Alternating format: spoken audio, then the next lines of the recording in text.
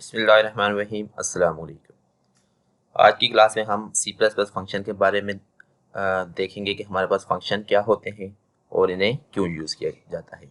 आज की इस वीडियो में हम डिफरेंट टॉपिक्स फंक्शन से रिलेटेड कवर करेंगे, जिसमें हमारे पास फंक्शन पैरामीटर, डिफ़ॉल्ट पैरामीटर क्यों यूज़ किए जाते हैं, मल्टीपल पैरामीटर कैसे यूज़ करते हैं, रिटर्न वैल्यू क्या होती है, और सबसे एंड में हम देखेंगे कि फंक्शन ओवरलोडिंग क्या होती है और उसे कैसे यूज़ करते हैं। तो चलें वीडियो को करते हैं start.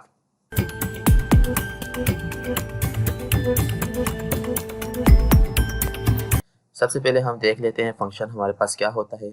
Function is a block of code which only run when it is called. Function हमारे पास एक ब्लॉक ऑफ कोड होता है, ये उसी वक्त रन होता है जब हम इसे कॉल करते हैं। अगर आप इसे कॉल नहीं करेंगे तो ये रन नहीं होगा। उसके अलावा हम फंक्शन में पास करते हैं डेटा, जिसे हम पैरामीटर कहते हैं। वो हम जब प्रैक्टिकल करेंगे तो फिर आपको समझ आ जाएगी कि पैरामीटर हमारे पास क्या होते हैं। अब फंक्शन को क्रिएट करने के हमारे पास फ़ायदे ये होते हैं, ये हमारे पास रीयूज़ हो सकता है। एक बार हमने फंक्शन लिख लिया, अगर हम उसे 3 बार कॉल करते हैं तो वो हमारे पास 3 बार वो फंक्शन रन हो जाएगा। तो चलें हम देखते हैं कि हमारे पास फंक्शन क्या होता है। इसे मैं डिलीट कर देता हूँ। यहाँ से हम स्टार्ट करते हैं, एक फंक्शन हम बनाते हैं। फंक्शन आपने बनाना है मेन से पहले वाइड, कोई भी हम फंक्शन का नाम यहाँ पे दे देते हैं न्यू फंक्शन। फंक्शन का नाम आप कोई भी अपनी मर्जी से दे सकते हैं। ये हमारे पास क्या हो गया, ये हमारे पास हो गया फंक्शन क्रिएट।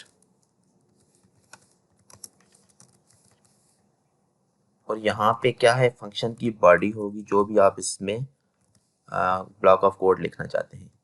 और फंक्शन हमारे पास कॉल कहाँ पे होगा, फंक्शन हमारा मेन के अंदर कॉल होगा। तो फंक्शन को कॉल कैसे करते हैं, सिंपल फंक्शन का नाम लिखा new function,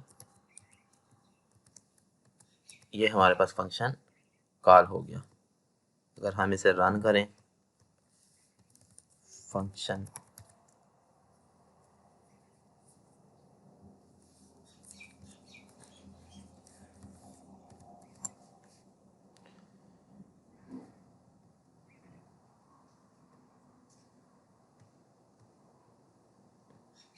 new function TION, अब ठीक है। अब अभी तक हमने कुछ इसमें आउटपुट कुछ भी नहीं लिखा है, तो इसलिए ये हमारे पास एम्प्टी आ रहा है। अगर फॉर एग्जांपल मैं यहाँ पे लिखता हूँ सी आउट फंक्शन,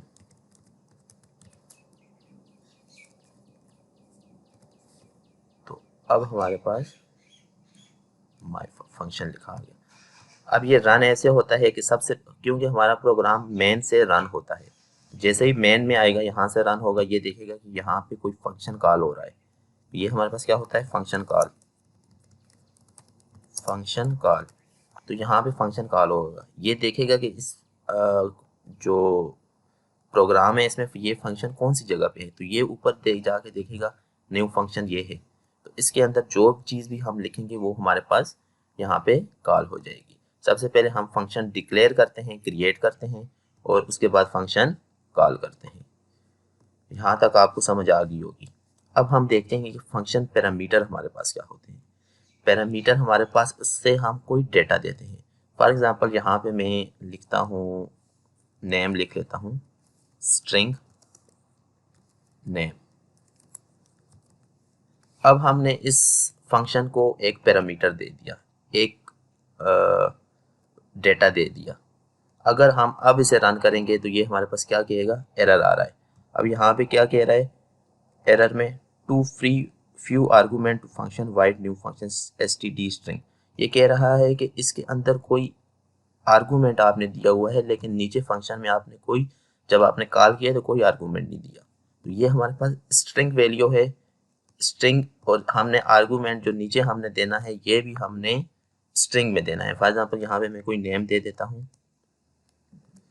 नेम में कह देता हूँ ASH कह देता हूँ। अब हमारे पास क्या होगा, फंक्शन तो रन होगा लेकिन हमारे पास फंक्शन ही लिखा आया, क्योंकि हमने इसको कॉल अभी तक नहीं किया, इसे हमने कहीं पे आउटपुट नहीं किया। फॉर एग्जांपल मैं यहाँ पे इस फंक्शन को ख़त्म करता हूँ, ये हार्ड कोडेड में लिखा था, ये नेम प्रिंट करवा देता हूँ, ये नेम स्ट्रिंग, ये वेरिएबल। तो हमने जैसे ही इसे रन किया तो हमारे पास ASH लिखा आ गया। तो ये हमारे पास होता है फंक्शन पैरामीटर। उसके बाद हमारे पास होता है डिफ़ॉल्ट पैरामीटर। डिफ़ॉल्ट पैरामीटर हमारे पास क्या है, फॉर एग्जांपल मैं यहाँ पे नेम इक्वल टू इसके आगे ही वैल्यू दे देता हूँ, मैं वैल्यू इसको दे देता हूँ बाय डिफ़ॉल्ट, ये लिखा आ जाए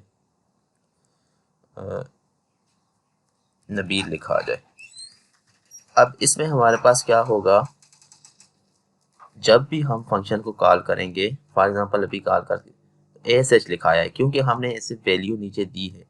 अगर फॉर एग्जांपल हम यहाँ पे एक और फंक्शन बनाते हैं, कॉल करते हैं फंक्शन को और उसे वैल्यू कोई भी नहीं देते, अगर हम उसे वैल्यू नहीं देते तो ये बाय डिफ़ॉल्ट जो भी वैल्यू यहाँ पे होगी उसे गेट कर देगा और उसे यहाँ पे प्रिंट कर देगा।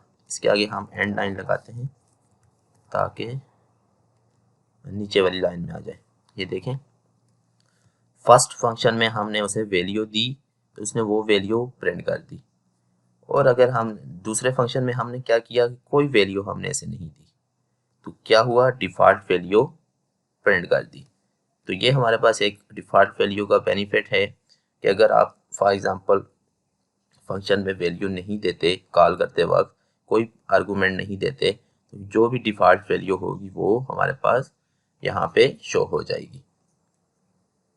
उसके बाद हमारे पास आता है मल्टीपल पैरामीटर। मल्टीपल पैरामीटर क्या होता है, नाम से ही जाहिर है कि हमने यहाँ पे एक पैरामीटर दिया है, हम एक से ज़्यादा भी पैरामीटर दे सकते हैं। डिफ़ॉल्ट वैल्यू को बेशक अब यहाँ से रिमूव करते हैं, स्ट्रिंग नेम, दूसरा हम इंट टाइप का दे देते हैं, इंट एज। अब यहाँ पे हमने बताना है, दो पैरामीटर दे दिए, कि स्ट्रिंग टाइप का, एक इंट टाइप का। तो इंट में हम इंटीजर करेंगे, हम दोनों को यहाँ पे प्रिंट कर देते हैं। थोड़ा सा अच्छा करते हैं प्रोग्राम को, name is and age is, इसे बैकस्लैश एन कर देते हैं ताकि नीचे वाली लाइन में प्रिंट हो जाए। और यहाँ पे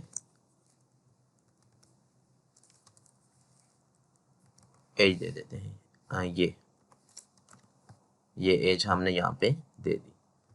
अब हमने क्या करना है, अब हमने, अगर हम अब रन करते हैं, इसे ख़त्म कर देते हैं, तो ये कहता है यहाँ पे एरर है बिफोर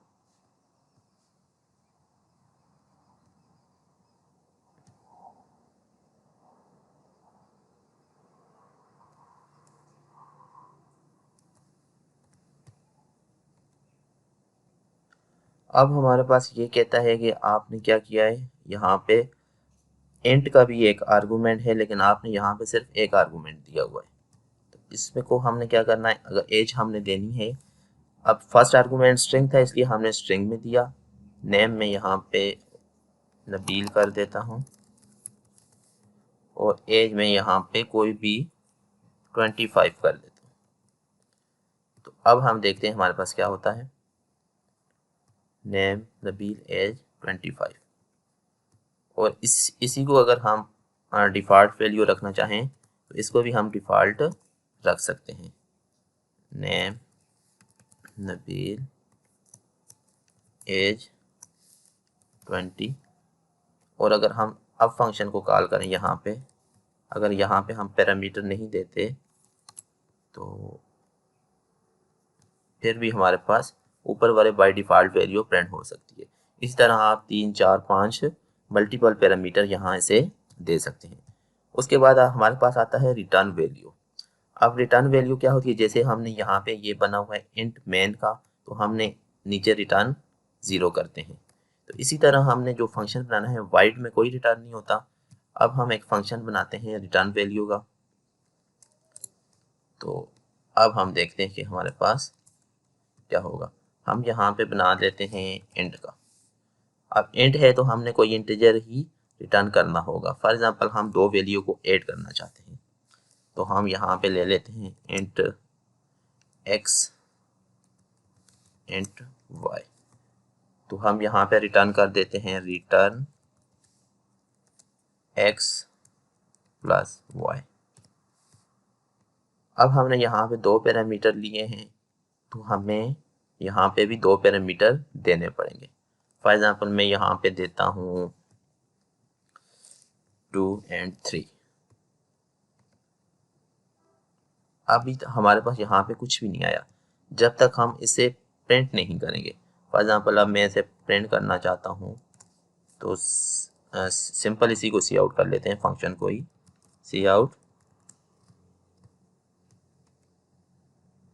तो हमारे पास 5 प्रिंट हो गया। यहाँ 5 कैसे प्रिंट हुआ, हमने फंक्शन में 2 और 3 पास किया। 2 हमारे पास चला गया x में, 3 हमारे पास चला गया y में। तो यहाँ पे रिटर्न किया 2 + 3 5 हो कि ये वैल्यू रिटर्न हो के नीचे वापस आ रही है, तो इसलिए ये हमारे पास आउटपुट आ गया है। ये होता है हमारे पास रिटर्न वैल्यू। उसके बाद आप अगर आपने एक वैल्यू दी है तो आप एक वैल्यू को भी रिटर्न कर सकते हैं, रिटर्न x। यहाँ पे आप फंक्शन में आप कर सकते हैं, एक वैल्यू दे सकते हैं, तो आपकी एक वैल्यू प्रिंट हो जाएगी।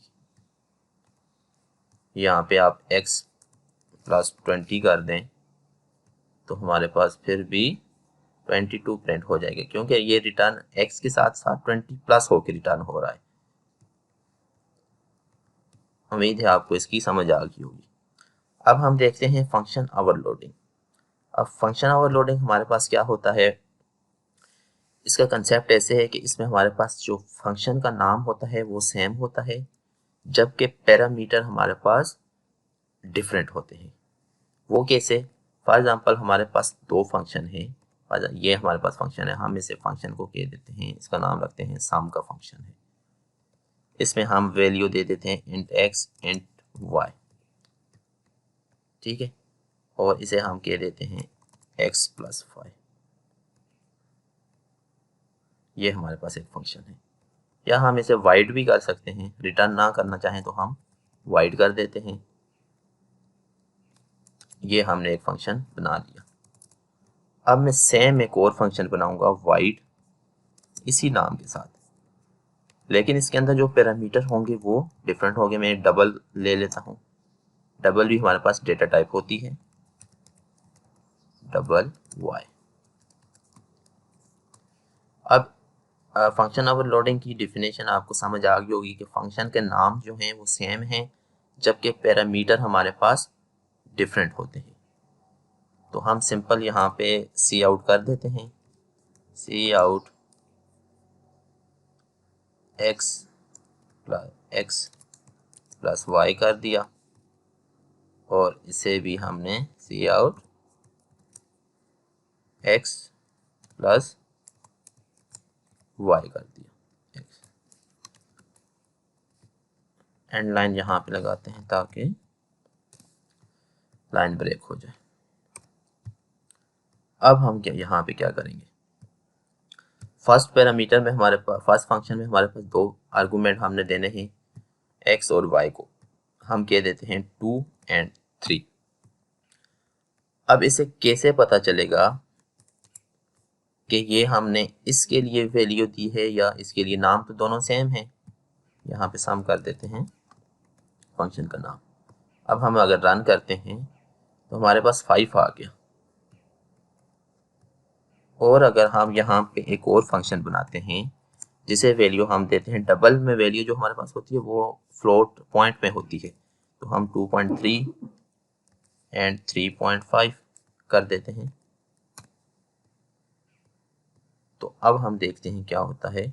अब इसे खुद ही पता चल गया है, फंक्शन का नाम तो सेम था, लेकिन जैसे ही हमने वैल्यू डिफरेंट की तो उसे पता चल गया ये वैल्यू डबल के लिए है, ये वैल्यू हमारे पास सम के लिए है। अगर ऐसे आपको समझ नहीं आती तो हम इसे सब्ट्रैक्ट करके देख लेते हैं। अब देखिएगा ऊपर सब्ट्रैक्ट हो गया, नीचे वाला 5.8 आ गया, क्योंकि नीचे वाला ऐड हो रहा है। तो वैल्यू से हमें पता चलता है, जब हम आर्गुमेंट देते हैं, अगर आपने डबल में आर्गूमेंट दिया है तो वो डबल को ले लेगा, और अगर आपने इंट में आर्गूमेंट दिया है तो वो एंड को ले लेगा। ये होता है हमारे पास फंक्शन ओवरलोडिंग। तो आज की क्लास में इतना ही।